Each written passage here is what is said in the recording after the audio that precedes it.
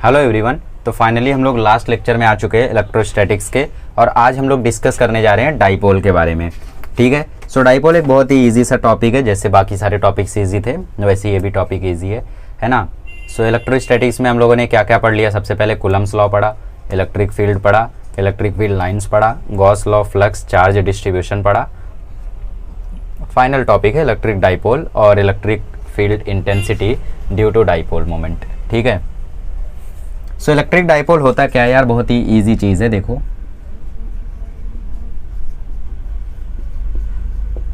Suppose आपके पास दो equal और अपोजिट चार्जेस हैं और दोनों सेपरेटेड है by a very small distance. ठीक है, सॉरी फॉर दैट। दो इक्वल एंड अपोजिट चार्जेस हैं और वो सेपरेटेड हैं बहुत ही छोटी सी डिस्टेंस से, तो उनको हम बोलेंगे they are in dipole. Suppose एक आपके पास माइनस क्यू चार्ज है,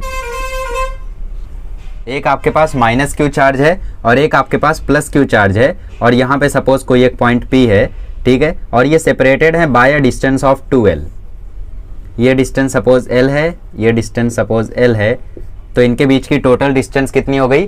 2L हो गई। एक माइनस क्यू चार्ज है और एक प्लस क्यू चार्ज है। दो इक्वल और अपोजिट चार्जेस जब एक दूसरे से बहुत ही कम डिस्टेंस पर सेपरेट किए जाते हैं तो उसको हम लोग बोलते हैं इलेक्ट्रिक डाइपोल। ठीक है। A pair of equal and opposite charges separated by a very small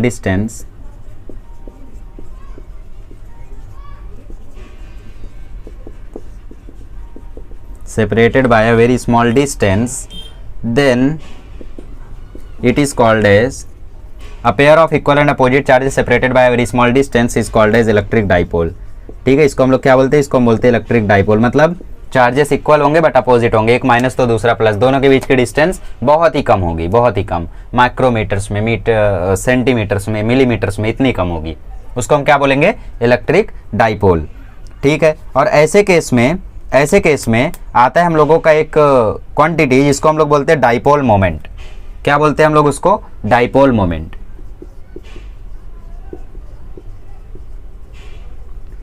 dipole moment का सिंबल होता है P और ये होता है Q इंटू 2L। नहीं समझा? देखो, डाइपोल मोमेंट इज, जो यहाँ पे चार्ज आपने रखा है, दोनों इक्वल चार्ज है ना, तो उसकी वैल्यू रखो यहाँ पे, दोनों में से किसी को भी ले लो। यार ये भी 2 कूलम्ब है, ये -2 कूलम्ब है, ये +2 कूलम्ब है, तो यहाँ पे 2 कूलम्ब रखो, मल्टीप्लाई कर दो डिस्टेंस बिटवीन देम। दोनों चार्जेस के बीच की जो डिस्टेंस है कितनी है? 2L। उससे मल्टीप्लाई कर दो तो आपको क्या मिल जाएगा? Dipole moment. डाइपोल मोमेंट ये एक वेक्टर क्वांटिटी है। ठीक है। P क्या है? P एक वेक्टर क्वांटिटी है। अच्छा, आप लोग यहाँ पे बोलोगे कि यार P वेक्टर कैसे हो सकता है जब यहाँ पे दोनों स्केलर्स हैं? Q भी स्केलर है, लेंथ भी स्केलर है, तो P वेक्टर कैसे हो सकता है ना? सोच रहे होगे आप लोग।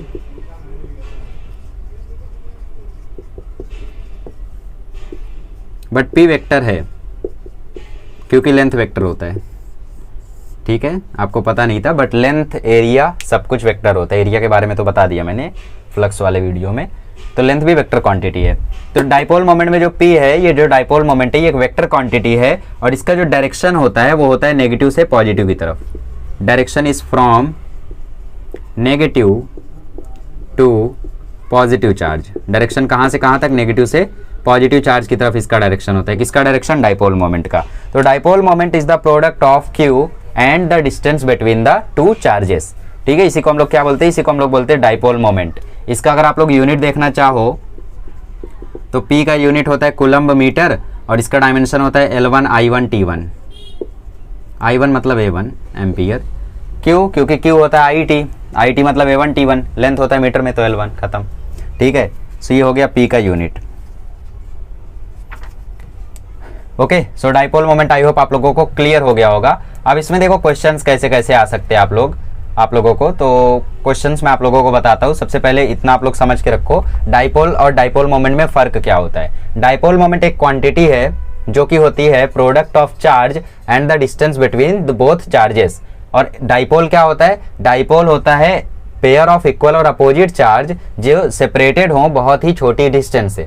जब दो पेयर इक्वल और अपोजिट चार्ज के पेयर को अगर हम लोग सेपरेट कर दें बहुत ही छोटी डिस्टेंस से, तो उसको हम लोग बोलते हैं डाइपोल। और वैसे केस में आता है क्वांटिटी डाइपोल मोमेंट, जो कि होता है Q इंटू 2L।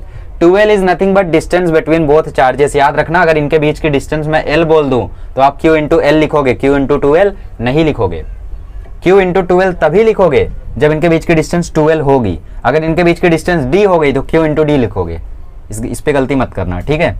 चलिए आगे बढ़ते हैं। चलिए, तो डाइपोल मोमेंट समझने के बाद अब हम लोग देखते हैं couple acting on an electric dipole in a uniform electric field. Couple मतलब क्या होता है? कपल मतलब होता है टॉर्क। बट कपल बोलने का मतलब क्या होता है? कपल मतलब दो, है ना, डबल। देखो, जैसे आप लोग एक एग्जांपल ले सकते हो, जब आप बॉटल का ढक्कन खोलते हो तो आप अपने हाथों को ऐसे करते हो, ऐसे करते हो, मतलब आपका जो थंब है वो इस डायरेक्शन में जाता है और साइमल्टेनियसली आपकी ये वाली फिंगर इस डायरेक्शन में जाती है और आपका थंब इस डायरेक्शन में जाता है। तब आप बॉटल को खोलते हो। जैसे ये मार्कर को मैं अगर खोलूँ तो मैं इसको ऐसे खोलूँगा, है ना, तो मैं क्या कर रहा हूँ? पीछे से कैसा? ऐसा मूव कर रहा हूँ और साइमल्टेनियसली अपनी आगे वाली फिंगर पीछे की तरफ मूव कर रहा हूँ। पीछे वाली फिंगर आगे, आगे वाली फिंगर पीछे, है ना। तो साइमल्टेनियसली जब मैं मूव करता हूँ तो ऐसा कैसा होता है? ये दोनों साइड से।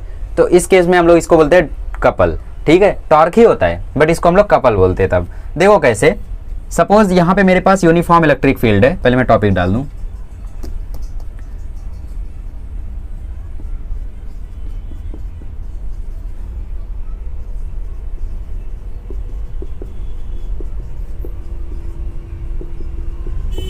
ये मतलब एक छोटा सा इसी में सब टॉपिक है। इसके बाद आप लोगों के इंपॉर्टेंट टॉपिक शुरू होंगे, ठीक है, और फिर उसी के बाद 7 चैप्टर भी एंड हो जाएगा। On an electric dipole in a uniform electric field, uniform electric field, ठीक है, UEF, यूनिफॉर्म इलेक्ट्रिक फील्ड। देखो, सपोज मेरे पास यहाँ पे एक प्लस Q चार्ज है,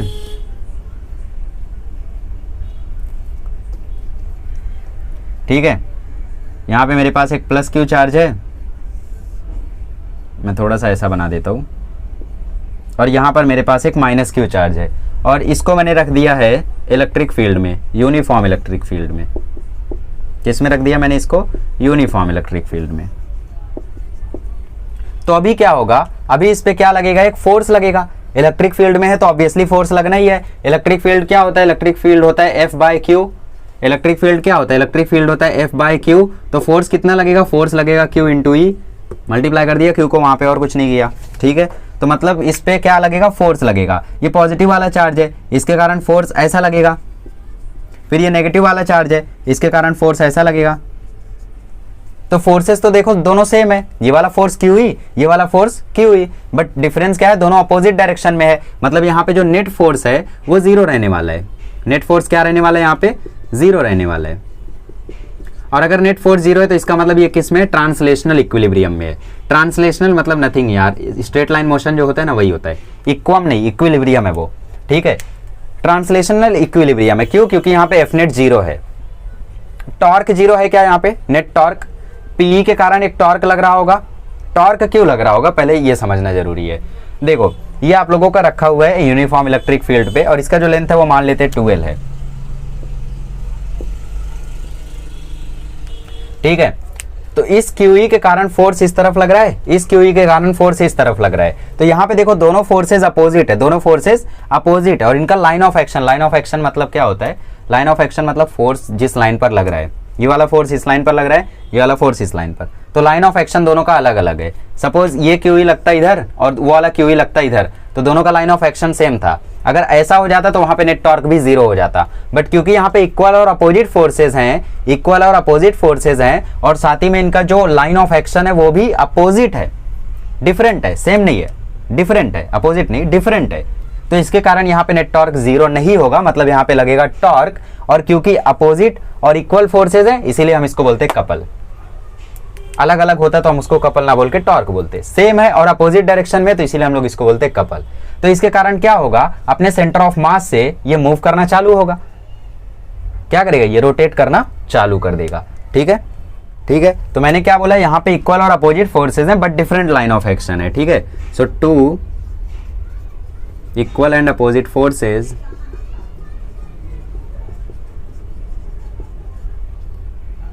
with different line of action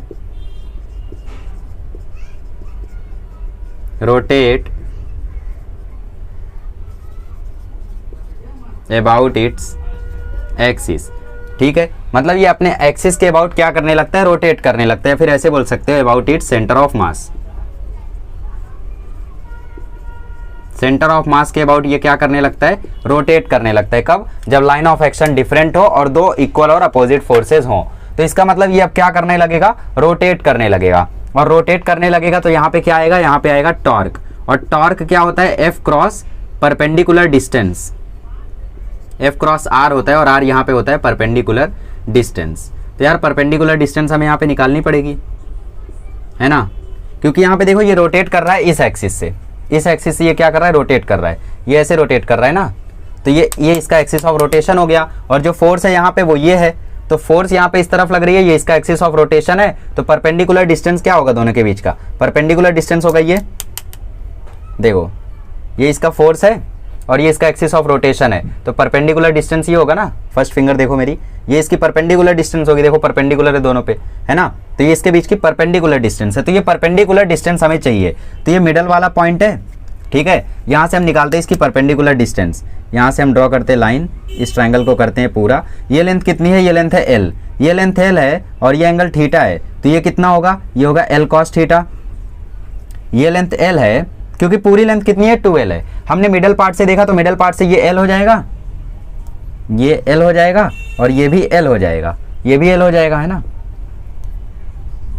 ये भी l हो जाएगा, ये भी l हो जाएगा। ये एंगल कितना है, थीटा। l का थीटा वाला कंपोनेंट कितना आएगा, l cos थीटा। दूसरा वाला कंपोनेंट कितना आ जाएगा फिर, l sin थीटा। तो इसका मतलब परपेंडिकुलर डिस्टेंस कितनी है, परपेंडिकुलर डिस्टेंस है l sin थीटा। मेरी बात समझे, नहीं तुम नहीं समझे। देखो ये L था, यहाँ पे हमने थीटा ड्रॉ किया। मैंने परपेंडिकुलर डिस्टेंस आपको बताया इतना बढ़िया विजुलाइज करा के। देखो ये था आपका QE, ध्यान से देखो मार्कर मैंने वही रख दिया है। ये है QE और ये है एक्सिस ऑफ रोटेशन। हमें ये डिस्टेंस चाहिए और ये डिस्टेंस ध्यान से देखो कौन सा है, L sin थीटा, है ना।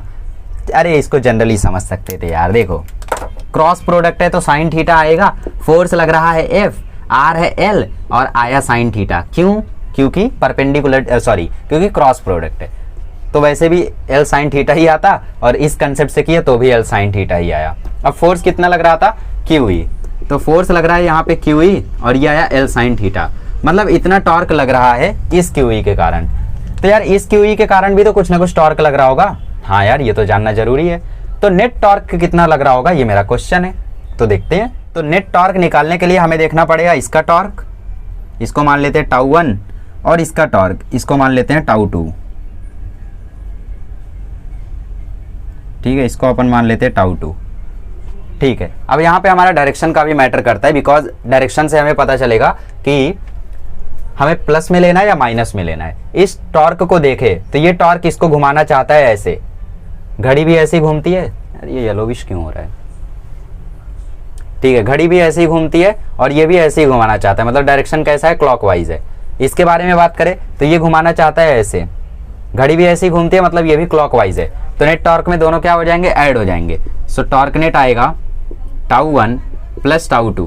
τ1 कितना है, τ1 है QE L sin थीटा और τ2 कितना है, τ2 भी है QE L sin थीटा। मतलब ये आ जाएगा 2QE L sin थीटा। मैं क्या करता हूँ, E को इस साइड ले लेता हूँ, तो ये हो जाएगा QE 2L sin थीटा। ठीक है, ये कितना हो जाएगा, E को मैं इस साइड ले लेता हूँ अब, तो E into Q into 2L sin theta हो जाएगा ये। और हम जानते हैं कि Q इंटू 2L क्या होता है, Q इंटू 2L क्या होता है, अभी थोड़ी देर पहले मैंने बताया, डाइपोल। तो ये मतलब हो जाएगा EP sin थीटा। क्या मैं इसको PE sin थीटा लिख सकता हूँ, बिल्कुल लिख सकता हूँ। अच्छा, sin थीटा कब आता है, क्रॉस प्रोडक्ट करने पे आता है। तो मतलब इस PE sin थीटा को मैं ऐसे भी तो लिख सकता हूँ, P cross E, vector P cross vector E is equals to torque. समझ गए मेरी बात, कहां से कहां पहुंचे हम। अच्छा, कुछ लोग सोच रहे होंगे कि यार हम लोगों ने EP sin थीटा को E क्रॉस P क्यों नहीं लिख दिया, क्योंकि आपको पता होगा P क्रॉस E और E क्रॉस P दोनों ही अलग चीजें हैं। कॉम्यूटेटिव लॉ फॉलो नहीं करता है वेक्टर, आपको मैंने सेकंड चैप्टर के लेक्चर में बताया था कि ये कॉम्यूटेटिव लॉ को फॉलो नहीं करता है, मतलब P क्रॉस E जो होगा वो E क्रॉस P के इक्वल नहीं रहने वाला है। क्यों नहीं रहने वाला है? क्योंकि E क्रॉस P का अगर आप डायरेक्शन देखो तो डाइपोल होता है नेगेटिव से पॉजिटिव और E है यहाँ पे, ठीक है। तो टॉर्क का डायरेक्शन ऐसा है, टॉर्क का डायरेक्शन ऐसा है, और अगर E से P का हम लोग डायरेक्शन देखें, E इस तरफ है, ठीक है, और P उस तरफ है, तो वो एंटी क्लॉकवाइज आ जाएगा, वो टॉर्क का सही डायरेक्शन आपको नहीं देगा। P क्रॉस E करे तो P का डायरेक्शन ऐसा है और E का डायरेक्शन ऐसा है, तो ये आप लोगों को क्लॉकवाइज डायरेक्शन देगा, तो P क्रॉस E ही यहाँ पे ट्रू है। तो इससे हम लोगों को पता चला कि जो टॉर्क एक्ट करता है डाइपोल पे, इस डाइपोल सिस्टम पे, वो इक्वल होता है P क्रॉस E के, मतलब PE साइन थीटा के। डेरिवेशन समझा? एग्जाम में आ सकता है, इंपॉर्टेंट है। वो बोलेगा derive the formula for couple acting on an electric dipole in a uniform electric field, ठीक है। तो डेरिवेशन अच्छे से याद रखो। समझ में आया कैसे सॉल्व किया हम लोगों ने? सबसे पहले हमें पता चला कि यहाँ पे टॉर्क होगा, एफ नेट भले जीरो है, translational equilibrium but rotational equilibrium नहीं होगा। टू इक्वल और अपोजिट फोर्सेस थे, तो ये रॉड मूव करना चालू करेगा, और जैसे जैसे ये मूव करना चालू करेगा वैसे वैसे यहाँ पे टॉर्क आएगा। इसके कारण जो टॉर्क आया मान लो उसको टाउ 1, इसके कारण जो टॉर्क आया उसको मान लो टाउ 2, तो टाउ नेट हो जाएगा टाउ 1 प्लस टाउ 2, क्योंकि दोनों के दोनों क्लॉकवाइज डायरेक्शन में थे इसलिए हमने जोड़ दिया। तो पहला होगा QE L sine theta, QE क्या है? फोर्स, L साइन थीटा क्या है? Perpendicular distance, force perpendicular distance, जोड़ा तो इतना आया। अब हमें पता था Q इंटू 2L होता है डाइपोल, तो EP साइन थीटा है जिसको PE साइन थीटा लिखा, और PE साइन थीटा है तो उसको मैं P क्रॉस E लिख सकता हूं, क्योंकि क्रॉस हटाएंगे तो साइन थीटा ही जाएगा। तो torque equal to P cross E, that's it, this is your concept, ठीक है। अच्छा, अगर मैं आपसे पूछूं इसका एंगुलर एक्सेलरेशन कितना होगा वो बताओ मुझे, तो वो कैसे निकालोगे आप लोग? देखो उसके लिए मैं तरीका बताता हूं। Torque is equal to PE sine theta है। टॉर्क का अगर आप लोग रिलेशन जानो तो मोमेंट ऑफ इनर्शिया से इसका रिलेशन होता है I अल्फा, तो I alpha equal to PE sine theta. Alpha क्या होता है? एंगुलर एक्सेलरेशन, तो अल्फा की वैल्यू आ जाएगी PE sine theta by I। I क्या है? यहाँ पे मोमेंट ऑफ इनर्शिया है, बस यहाँ पे मोमेंट ऑफ इनर्शिया डालो और आंसर निकालो, मोमेंट ऑफ इनर्शिया, ठीक है। मोमेंट ऑफ इनर्शिया आपको पता ही रहेगा, मोमेंट ऑफ इनर्शिया की वैल्यू डालो, PE साइन थीटा निकालो, आपको मिल जाएगा कि किस एंगुलर एक्सेलरेशन से ये रॉड मूव कर रहा है, ठीक है। ये पूरा डाइपोल किस एक्सेलरेशन से चल रहा है, ठीक है। चलिए, तो आई होप आप लोगों को ये कंसेप्ट समझ में आ गया होगा, couple acting on an electric dipole in a uniform electric field.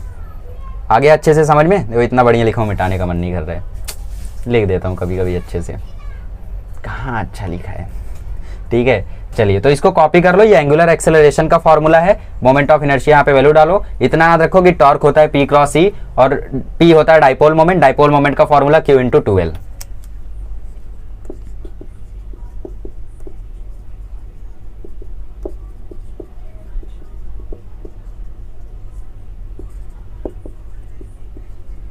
ठीक है, एंगुलर एक्सेलरेशन। चलिए, सो आगे बढ़ते हैं, नेक्स्ट टॉपिक देखते हैं। चलिए, सो हम लोगों ने देखा कि टॉर्क इज इक्वल्स टू है P क्रॉस E, या फिर टॉर्क इज इक्वल्स टू है PE साइन थीटा। तो यहाँ से हमें एक चीज़ समझ में आती है कि अगर थीटा 90 डिग्री होगा तो जो टॉर्क होगा वो मैक्सिमम होगा, है ना, क्योंकि साइन 90 होता है 1 और टॉर्क आ जाएगा तब 1, है ना, मतलब टॉर्क आ जाएगा तब PE। और हम ये भी जानते हैं कि अगर थीटा 0 होगा या 180 डिग्री होगा, क्योंकि साइन 0 पे भी 0 होता है और साइन 180 पे भी 0 होता है, तो जो टॉर्क आएगा वहाँ पे वो आएगा PE साइन 0 या फिर PE साइन 180, और दोनों ही केस में जो टॉर्क आएगा वो 0 आएगा, ठीक है। मतलब टॉर्क यहाँ पे मिनिमम होगा। ये बोर्ड एग्जाम में आया था कि टॉर्क मैक्सिमम किस एंगल पे होगा, ऑप्शन था 30, 45, 60, 90। हम लोग के टाइम पे 0 भी था, 0, 30, 60, 90, तो हम लोगों को पता था यार साइन थीटा आता है तो 90 पर ही मैक्सिमम होगा, चिन्ह दिया आया था तो मार दिए थे हम लोग, ठीक है। बाकी 0 पे ये मिनिमम होगा, 0 डिग्री पे। अच्छा, 180 डिग्री पर भी ये मिनिमम ही होगा, तो इसको जरा समझने की जरूरत है हमें। देखो, डाइपोल का डायरेक्शन कहां से होता है? नेगेटिव से पॉजिटिव, ठीक है। 0 डिग्री वाला जरा सा हम समझने की कोशिश करते हैं। 90 वाला तो समझ में आ गया कि मतलब डाइपोल ऐसे रखा हो, देखो ये इस तरीके से रखा हुआ हो, ये है -Q और ये है +Q और ये है इलेक्ट्रिक फील्ड।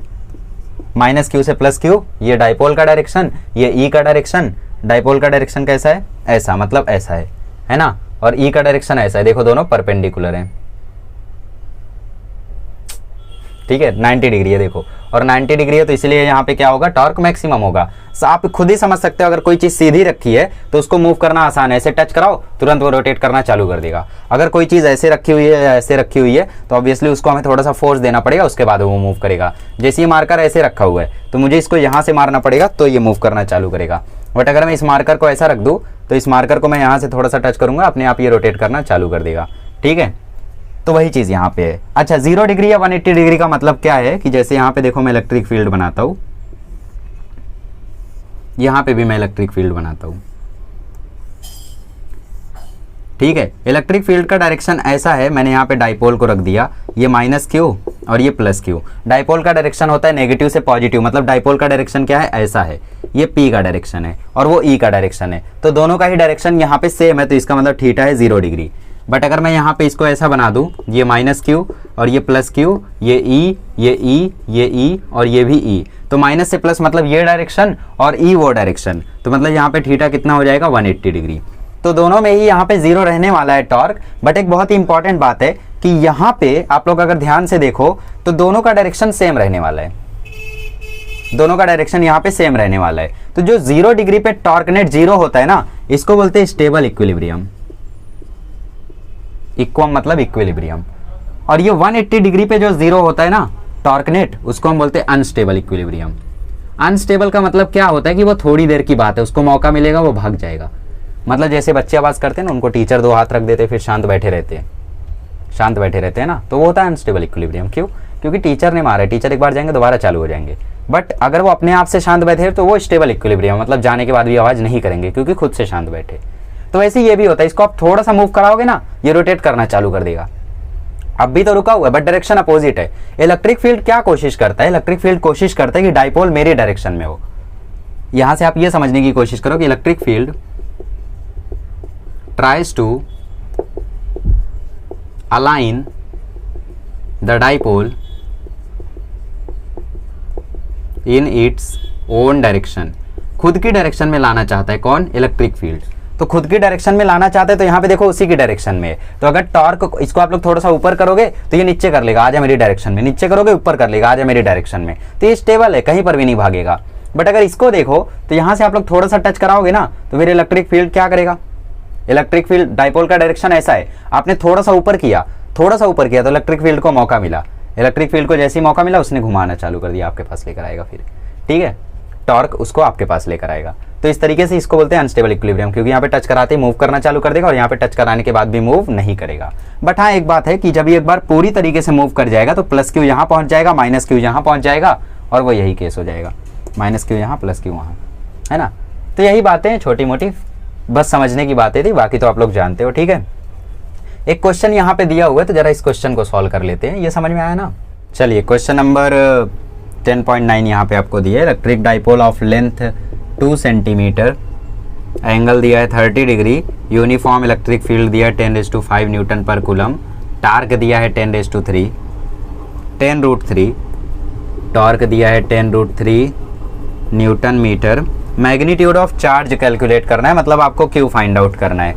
ठीक है, तो ये जो 2 सेंटीमीटर दिया है ना, ये आपको पूरा का पूरा लेंथ दिया है, मतलब ये आपको एल ना देखे, ये आपको पूरा का पूरा 12 दिया है।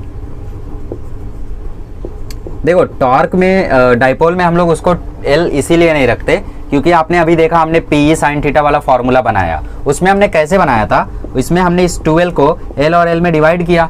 बट अगर ये ऑलरेडी L होता तो ये L/2 में डिवाइड होता, और L/2 का फिर कंपोनेंट करते तो फॉर्मूला कुछ और आता, मतलब फॉर्मूला थोड़ा अलग आता, है ना।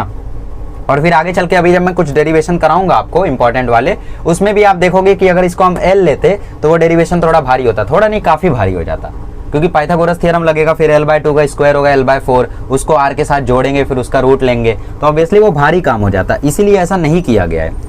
तो यहाँ पे गलती वो करेंगे जिनको फिजिक्स का फील ही नहीं है। मैंने आपको देखो पिछली बार बताया था कि फिजिक्स का फील ना होना मतलब अंधेरे में तीर चलाना। अब गलती क्या करते हैं, आप 12 निकालते तो 12 आप 4 लिख देते, जबकि यहाँ पे आपको लेंथ बोला है डाइपोल का, और आज से रट लो कि डाइपोल का लेंथ कितना होता है 12। जो भी वैल्यू आपको दी है वो किसकी वैल्यू है, 12 की, एल की वैल्यू नहीं है, वो 12 की वैल्यू है। तो 2L की वैल्यू है 2 × 10⁻² मीटर। अभी आपको क्या पूछा है, क्यों पूछा है ना, फॉर्मूला लगाते torque is equals to PE sin theta, P क्या होता है? P होता है Q इंटू 2L, ये हो गया E, ये हो गया साइन थीटा, ये हो गया टॉर्क। आपको क्या चाहिए? Q चाहिए, तो Q इक्वल्स टू हो जाएगा torque bye 2L E sine theta, sine theta मतलब साइन 30। तो Q हो जाएगा, टॉर्क कितना है?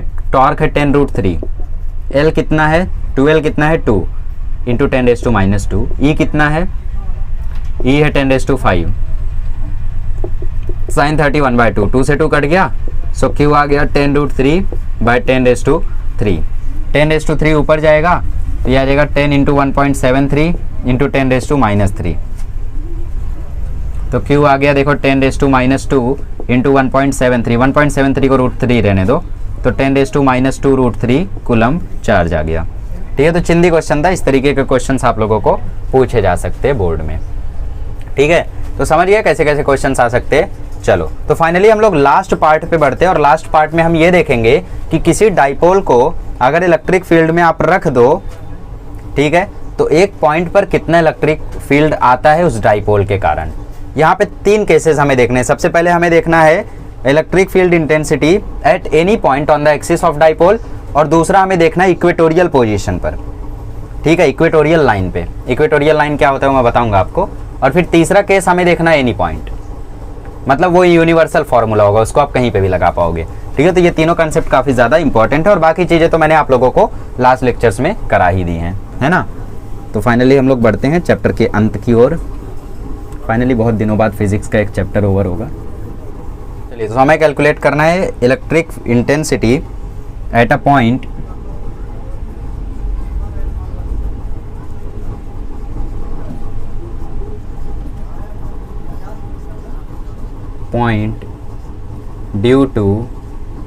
Due to an electric dipole.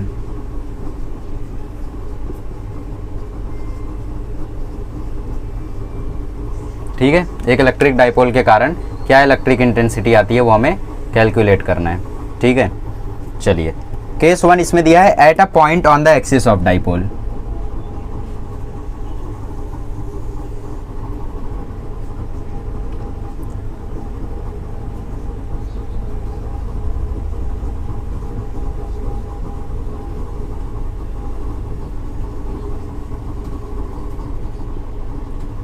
अच्छा देखो, कुछ लोग सोच रहे होंगे कि आप एंट्रेंस का क्यों नहीं पढ़ा रहे हो। बिकॉज देखो, इसमें एंट्रेंस का ऐसा कुछ आता नहीं है। मेन एंट्रेंस का जो टॉपिक है ना, वो आपको 12th में कैपेसिटेंस वगैरह मैंने आपको ऑलरेडी बताया था। इसमें से क्वेश्चंस आप लोग ढूंढोगे तो आपको मिक्स में मिलेंगे, मतलब जिसमें काफ़ी सारी चीज़ें मिसलेनियस आते हैं इन चैप्टर से क्वेश्चन। तो वो क्वेश्चन करने के लिए आपको कई सारे चैप्टर्स आने चाहिए। ये भी आना चाहिए, कैपेसिटेंस भी आना चाहिए, डाइलेक्ट्रिक्स भी आने चाहिए ना, मतलब बहुत सारी चीज़ें आनी चाहिए। ठीक है, खाली किसी एक टॉपिक पर क्वेश्चन नहीं आता है, अगर आता है तो खैर ठीक है, आप लोग खुद से ट्राई कर सकते हो क्वेश्चंस को। ठीक है, चलिए, so at the point on the axis of dipole कैसे करेंगे इसको।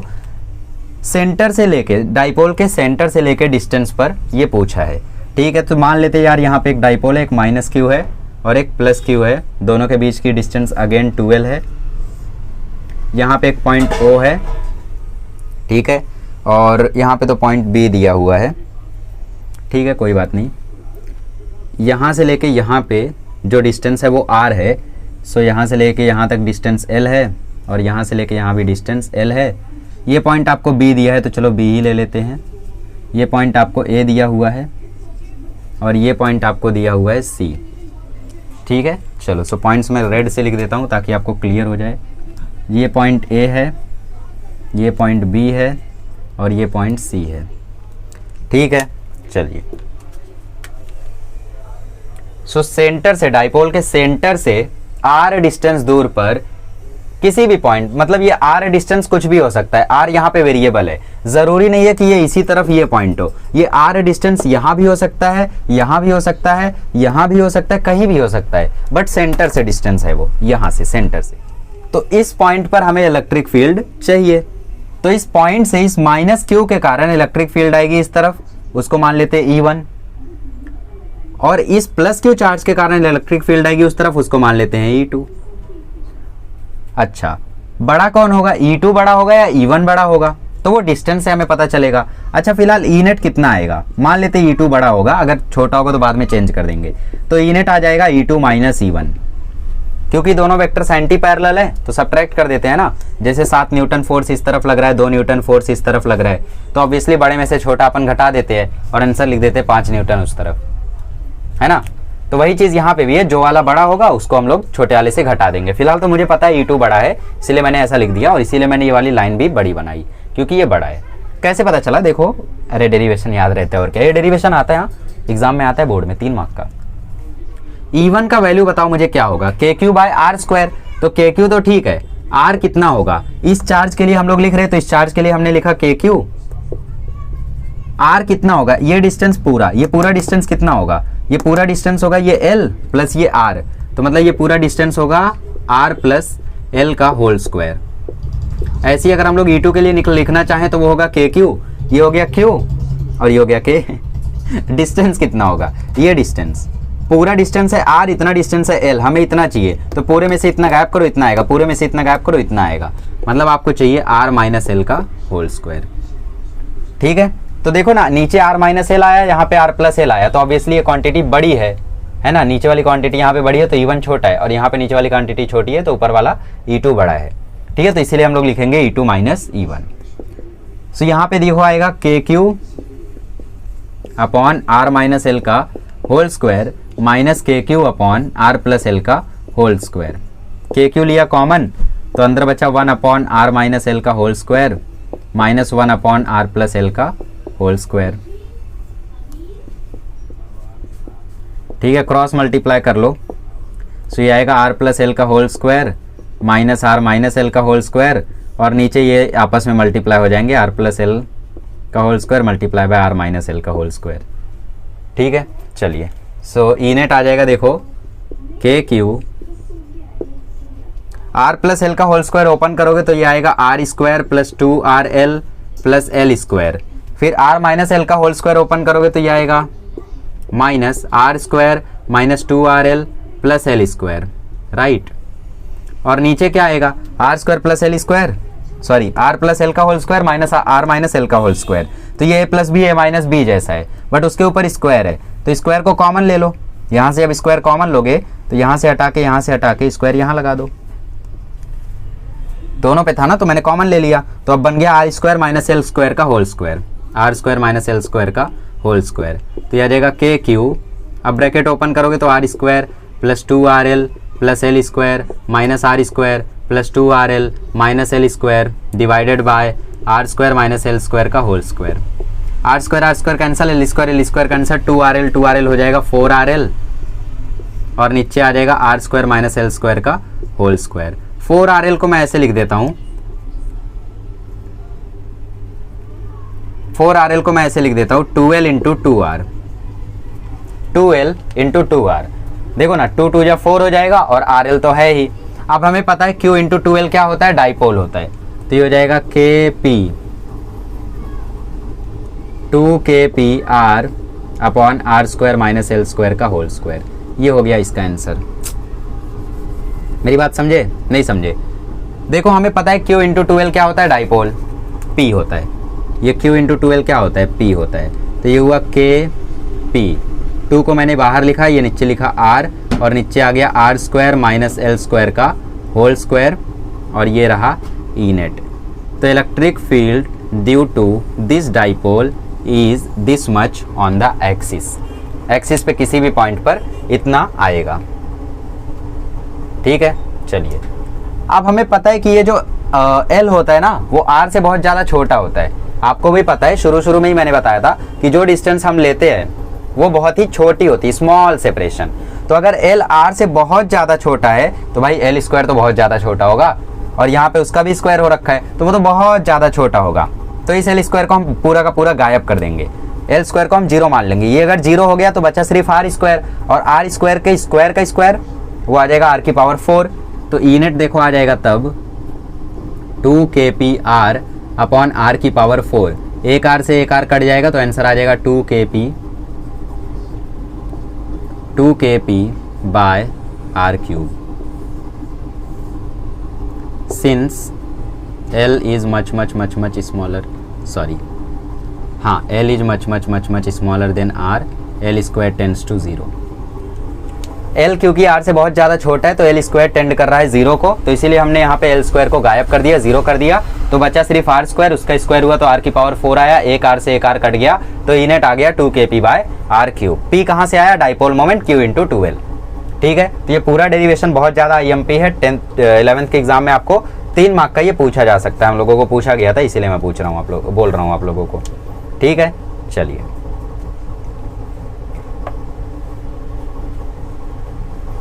अच्छा, यहाँ पे देखो डायरेक्शन पूछा गया है, तो देखो फील्ड जो होगा उसका डायरेक्शन किसके अलोंग होगा, डाइपोल मोमेंट के अलोंग होगा। डाइपोल मोमेंट का डायरेक्शन ऐसा है माइनस से प्लस, तो फील्ड का भी डायरेक्शन ऐसा ही होगा E2 के जैसा। ठीक है, इस तरीके से। चलिए सो आगे बढ़ते हैं, यहीं तक था आपका कंसेप्ट। के का वैल्यू क्या है 1/4 पाई एप्सिलॉन नॉट। के का वैल्यू क्या है 1/4 पाई एप्सिलॉन नॉट। ठीक है, उसको चाहिए तो पुट कर सकते हो। तो ये पहला केस हो गया, अगर किसी एक्सिस पर हमें डाइपोल निकालना है तो। पूरा का पूरा डेरिवेशन समझा अच्छे से, चलो अच्छा हुआ समझिए अच्छे से। आगे बढ़ते हैं, अब हम लोग देखते हैं eight a point on the equatorial line. चलिए लास्ट केस, मतलब सेकंड केस, ये काला गोरा होते रहता। ठीक है, so case 2, eight a point on the equatorial line.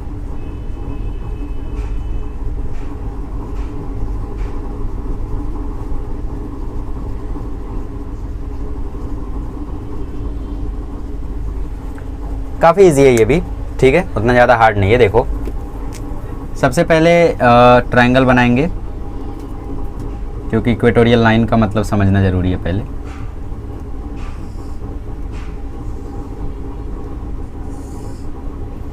Suppose ये है आपका A, ये है आपका B, यहाँ पे चार्ज रखा है -Q और यहाँ पे रखा है +Q, और ये है आपका पॉइंट P। ठीक है, क्या बोला मैंने, यहाँ पे चार्ज रखा है -Q, यहाँ पे चार्ज रखा है +Q, यहाँ पे है पॉइंट P, और दोनों के बीच का डिस्टेंस ऑब्वियसली अगेन होगा 2l। ये सपोज पॉइंट C है, तो यहाँ से लेके डिस्टेंस होगा l, और यहाँ से यहाँ लेके डिस्टेंस होगा l, और ये डिस्टेंस आपको बोला हुआ है r। ये होती है इक्वेटोरियल लाइन। ये जो आप लोगों को परपेंडिकुलर दिख रहा है ना, इसको बोलते हैं इक्वेटोरियल लाइन। ये जो परपेंडिकुलर आपको दिख रहा है, इसको क्या बोलते हैं, इसको बोलते हैं इक्वेटोरियल लाइन। तो इस लाइन पर कहीं पर भी आर क्यू की वेरिएबल है, आर की वैल्यू कुछ भी हो सकती है। आर को आप यहाँ पे बीच में लेकर आ जाओ तो आर की वैल्यू 0 हो जाएगी, आर को यहाँ लेकर जाओ तो आर की वैल्यू r/2 हो जाएगी, मतलब जो भी है अभी यहाँ पे। ठीक है, तो इस पॉइंट पर आपसे पूछा हुआ है, अब यहाँ पे आर कुछ भी हो सकता है, आपको पता नहीं, इस लाइन पर होगा, बट इतना फिक्स है। अब इस +Q के कारण यहाँ पे इलेक्ट्रिक फील्ड ऐसे बनेगी रेडियली आउटवर्ड, तो ये बना E1। मान लेते ये एंगल है थीटा। ठीक है, चलिए ये बना E1। इस -Q चार्ज के कारण इलेक्ट्रिक फील्ड इस तरफ आएगी, तो मान लेते हैं ये बना E2। ठीक है, इलेक्ट्रिक फील्ड इस तरफ आई -Q के कारण, बाहर गई +Q के कारण, तो ये बना E2 और वो बना E1। अच्छा, यहां से हम लोग एक लाइन खींचते हैं जहां पे लेते हैं पॉइंट R। अब देखो ये एंगल थीटा है और ये भी एंगल थीटा है, क्योंकि यहाँ पे सिमेट्री है। और ये एंगल अगर थीटा है तो ये देखो ये दोनों लाइंस पैरेलल हैं, PR और AB दोनों पैरेलल है, तो ये थीटा है तो ये भी थीटा होगा बाय करस्पॉन्डिंग एंगल, और अगर ये थीटा है तो ये भी थीटा होगा। अरे मजाक चल रहा है, सबको थीटा ले रहे हो, अरे सिमेट्री है यहाँ पे। देखो ये थीटा है और ये जो PR है ये इक्वल बाइसेक्टर है इसका, है ना, एंगल बाइसेक्टर है, तो अगर ये थीटा है तो ये भी थीटा ही होगा, इक्वल पार्ट में बाइसेक्ट किया है। तो ये देखो ये आपका E1 है और ये आपका E2 है, ये E2 है और ये आपका E1 है, और यहाँ पे है आपका P और ये है आपका R। ठीक है, और ये दोनों एंगल क्या है, थीटा है। अब मुझे बताओ यहाँ पे क्या दोनों E का वैल्यू सेम रहने वाला है, क्योंकि चार्जेस तो सेम है, तो इसका मतलब ये भी E होगा और ये भी E होगा। E चेंज होगा क्या, नहीं होगा, क्योंकि E तो दोनों का दोनों सेम ही रहने वाला है। अच्छा, जरा इस E के 2 कंपोनेंट्स करो, तो इस R को थोड़ी देर के लिए भूल जाओ, थोड़ा सा बड़ा बना लेता हूं मैं।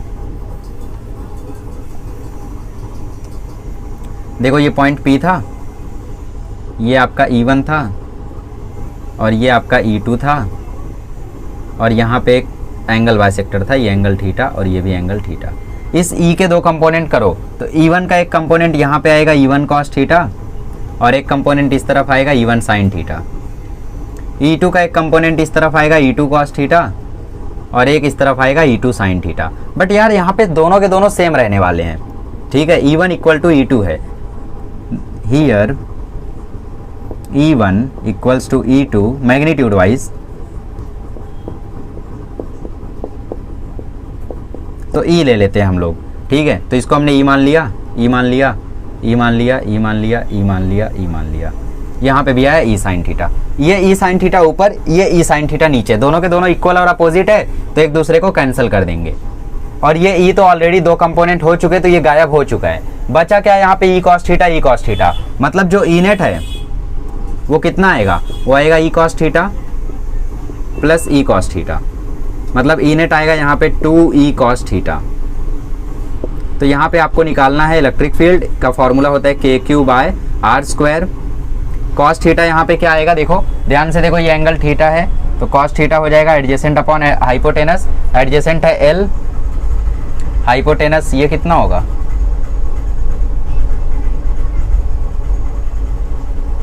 वो तो पता ही नहीं है, टेक्स्ट बुक में दिया है,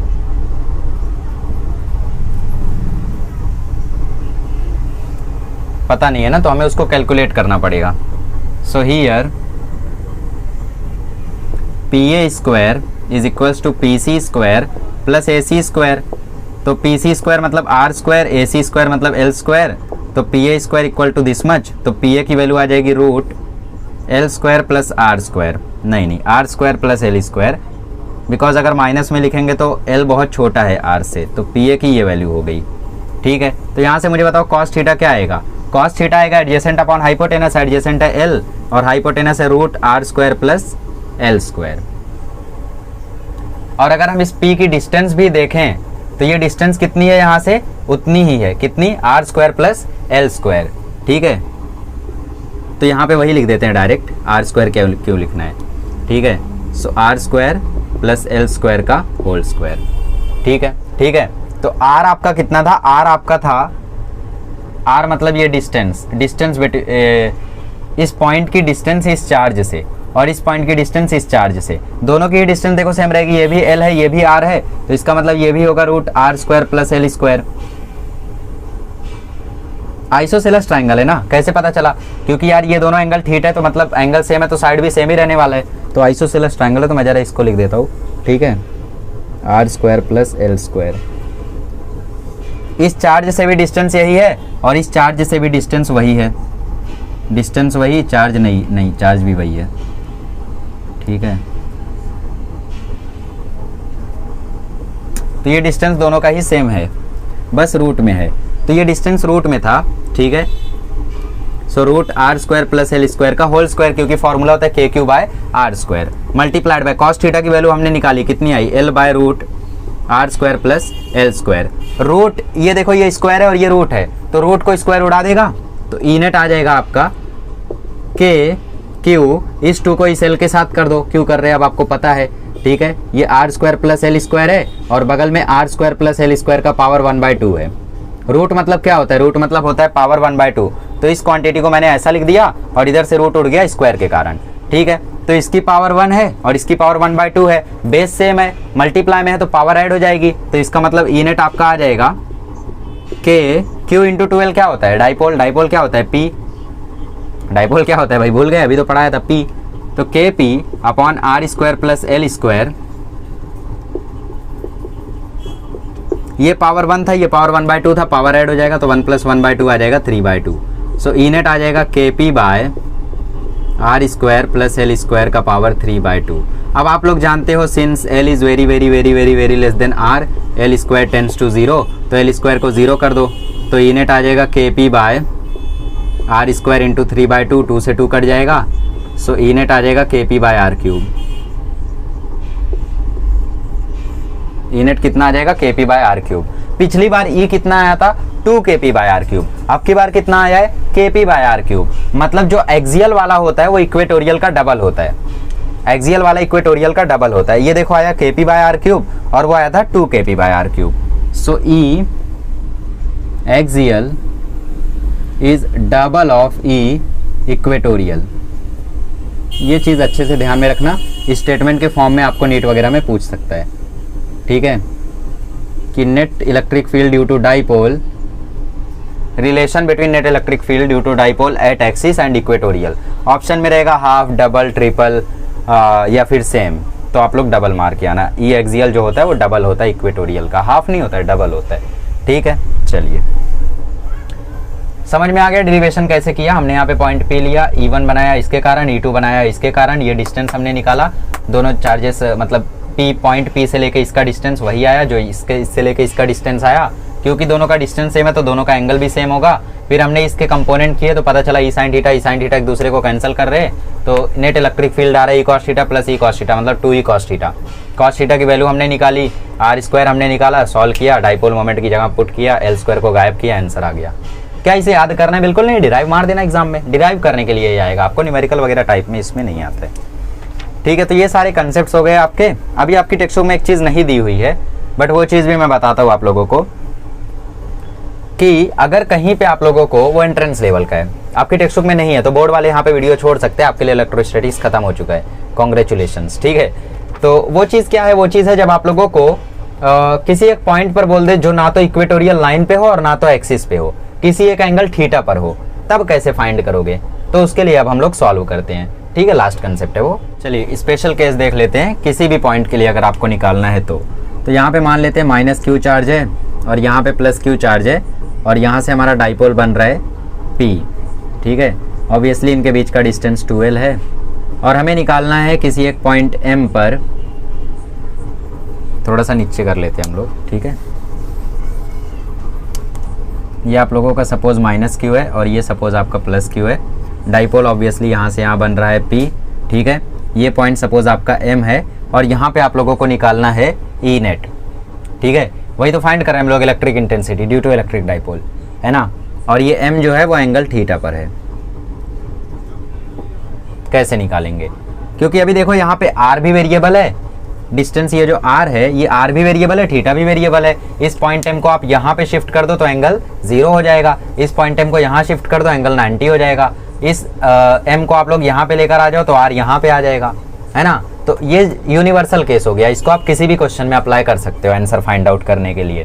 क्वेश्चन आ सकता है वैसे कि इलेक्ट्रिक इंटेंसिटी पता करो डाइपोल के कारण अगर इतना डेटा है तो आपको सब कुछ दिया रहेगा, डेटा में पुट करना, आंसर आ जाएगा। जो फॉर्मूले मैंने अभी लिख के दिया आपको 2kp/x³ और kp/x³, इक्वेटोरियल के लिए kp/x³, एक्सियल के लिए 2kp/x³। ठीक है, चलिए सो इसको कैसे हम फाइंड करेंगे? देखो ये जो आपका डाइपोल है ना P, इसके दो कंपोनेंट मार दो। ये जो आपका P दिख रहा है इसके दो कंपोनेंट मारो, ऊपर साइड आएगा P cos थीटा और इस साइड आएगा P sin थीटा। तो अब जरा ध्यान से देखो, पॉइंट M पर जा रहा है P cos theta, point M पर जा रहा है P cos थीटा। तो अगर हम लोग पॉइंट P cos थीटा की बात करें पॉइंट M के लिए, तो ये है axial point. P cos theta जो M पॉइंट पर है, मतलब M पॉइंट जो है वो क्या है इसके लिए? एक्सियल पॉइंट है। और P sin थीटा के लिए M क्या है? इक्वेटोरियल पॉइंट है। ध्यान से देखो ना, इसको अगर मैं सीधा कर दूं, तो ये ऐसा आ जाएगा, ये हो गया आपका पॉइंट M और यहाँ पे है आपका वो, और ये है P sin थीटा। अब यहाँ से ट्रायंगल कंप्लीट कर दो, हुआ ना। ये क्या है आपका? ये आपका जो भी है यहाँ पे मतलब साइड है, और ये क्या है उसका? Perpendicular bisector. तो हुआ ना P sin theta equatorial position पर, इसी लाइन पर तो है, इसी लाइन पर क्या होता है? इक्वेटोरियल वाला, है ना। समझ में आया? तो यहाँ पे P cos थीटा आपका हो गया एक्सियल वाला और P sin थीटा हो गया इक्वेटोरियल पोजीशन पर। अब दोनों का अलग अलग हम लोग फाइंड कर लेते हैं, इलेक्ट्रिक फील्ड दोनों से कितना। ठीक है, तो जैसा कि मैंने बोला कि for P cos theta M is axial point, for P sin theta M is equatorial point. ठीक है, तो इस पॉइंट M पर P cos थीटा के कारण यहाँ पर इलेक्ट्रिक फील्ड बनेगी और इस P sin थीटा के कारण इलेक्ट्रिक फील्ड यहाँ बनेगी। इसको इक्वेटोरियल पॉइंट कहे तो इसको परपेंडिकुलर बोल सकते हैं हम लोग। ठीक है, सो E नेट क्या आएगा? E नेट कहीं यहाँ पर आएगा। ठीक है, और वो जो E नेट होगा वो देखो EA और E परपेंडिकुलर, दोनों परपेंडिकुलर हैं। EA मतलब एक्सियल पॉइंट पर जो इलेक्ट्रिक फील्ड है और जो विक्टोरियल इक्वेटोरियल पॉइंट के कारण जो इलेक्ट्रिक फील्ड है दोनों एक दूसरे के परपेंडिकुलर है, मतलब जो ई नेट होगा वो आएगा रूट ई ए स्क्वायर प्लस ई परपेंडिकुलर का स्क्वायर। टेंशन मतलब ये डेरिवेशन नहीं आएगा एग्जाम में, इसका जो आंसर आएगा वो याद कर लेना। ठीक है चलिए, सो ई ए कितना आएगा, P इक्वल टू होता है Q इंटू 2L। सो ई ए यहाँ पे कितना आएगा, इलेक्ट्रिक फील्ड आएगा P कॉस थीटा। ठीक है, ये एक्सियल पोजीशन है ना, एक्सियल पोजीशन पर फॉर्मूला क्या होता है, एक्सियल पर फॉर्मूला होता है 2kp/x³। बट यहाँ पे P कौन सा है, कॉस थीटा वाला, तो 2kp cos θ/x³, ये आएगा आपका ई ए। और इक्वेटोरियल का फॉर्मूला क्या होता है, kp/x³, बट P यहाँ पे कौन सा है, साइन थीटा, तो kp sin θ/x³। डाल दो वैल्यू, तो ये आ जाएगा 2kp cos θ/x³ plus kp sin θ/x³। ठीक है, तो ये देखो हो जाएगा 4k² p² cos² थीटा, और नीचे हो जाएगा x⁻⁶, यहाँ पे हो जाएगा k² p² sin² थीटा, और नीचे हो जाएगा x⁻⁶। अभी k² p² ले लो कॉमन, और डिनोमिनेटर देखो कॉमन ऑलरेडी है तो एक ही बार लिखते हैं, k² p² भी अपन ने ले लिया कॉमन, तो अंदर बचा 4 cos² theta plus sin² theta. ठीक है, k² p² से रूट हटा दो तो kp/x³ आ गया बाहर। अंदर देखो 4 cos² थीटा को ऐसे लिख दो, ऐसे लिख दो 3 cos² theta plus cos² theta plus sin² theta. तो cos² theta plus sin² theta कितना होता है, 1 होता है ना। 4 को हमने ऐसे तोड़ लिया, 3 cos² theta plus cos² theta, तो kp/x³ और अंडर रूट, ये वैल्यू कितनी हो गई 1, तो ये आंसर आ गया 1 + 3 cos² थीटा। और इधर क्या है, ई नेट है।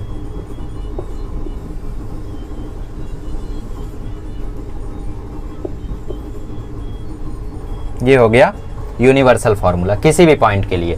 आपको कहीं का भी पॉइंट बोल दे, लापतागंज का, यहाँ का, वहाँ का, कहीं का भी आपको बोल दे, हर जगह का आपको आंसर ये दे देगा। अच्छा, अगर इक्वेटोरियल पॉइंट की बात करें, इस पॉइंट की, तो एंगल कितना होगा, 90 डिग्री होगा, तो cos 90 कितना होता है, 0, तो 3 cos 90 0 हो जाएगा, बचेगा सिर्फ 1 का रूट 1 ही होता है, मतलब इक्वेटोरियल पे ई नेट कितना आता है, kp/x³, वही तो आता है, देखो kp/x³। एक्सियल के लिए एंगल कितना होगा, 0 डिग्री, तो 0 डिग्री यहाँ पे पुट करो, cos 0 होता है 1, तो 3 + 1 हो जाएगा 4 का रूट कितना होता है 2, तो 2 kp/x³, वही तो आता है 2 kp/x³। तो ये यूनिवर्सल फॉर्मूला हो गया, ये आपको कहीं भी लग जाएगा। ठीक है, तो इसको अच्छे से याद कर लेना, फॉर्मूला एंट्रेंस वगैरह में आ सकता है आप लोगों को। अच्छा, अगर हम लोग यहाँ पे एंगल डायरेक्शन की बात करें, सो यहाँ पे मान लेते हैं एंगल अल्फा, सो tan अल्फा आपको आ जाएगा, देखो E perpendicular opposite upon adjacent, मतलब ई परपेंडिकुलर अपॉन ई ए। सो ई परपेंडिकुलर आपका है kp sin θ/x³ और ये 2kp cos θ/x³, तो आ जाएगा sin θ/2 cos θ। नहीं समझे, अरे E perpendicular kp/x³ kp/x³ cut गया, बचा सिर्फ sin θ और 2 cos θ, वही तो लिखा है, sin θ/cos θ होता है tan θ, तो tan अल्फा आ गया 1/2 tan θ। ठीक है, that's it. So that's all for today. आज हम लोगों ने काफ़ी कुछ कर लिया और सारी चीज़ें भी हमने अच्छे से डिस्कस कर ली। डाइपोल के बारे में, डाइपोल की शुरुआत की हमने, पहले बेसिक जाना, फिर हमने टॉर्क के बारे में थोड़ा सा देखा, और फिर अलग अलग पॉइंट्स पे कैसे इलेक्ट्रिक डाइपोल के कारण इलेक्ट्रिक इंटेंसिटी आती है उसको हम लोगों ने जाना। ठीक है, सो इलेक्ट्रोस्टैटिक्स का खेल यहाँ पे आपके लिए पॉज होता है।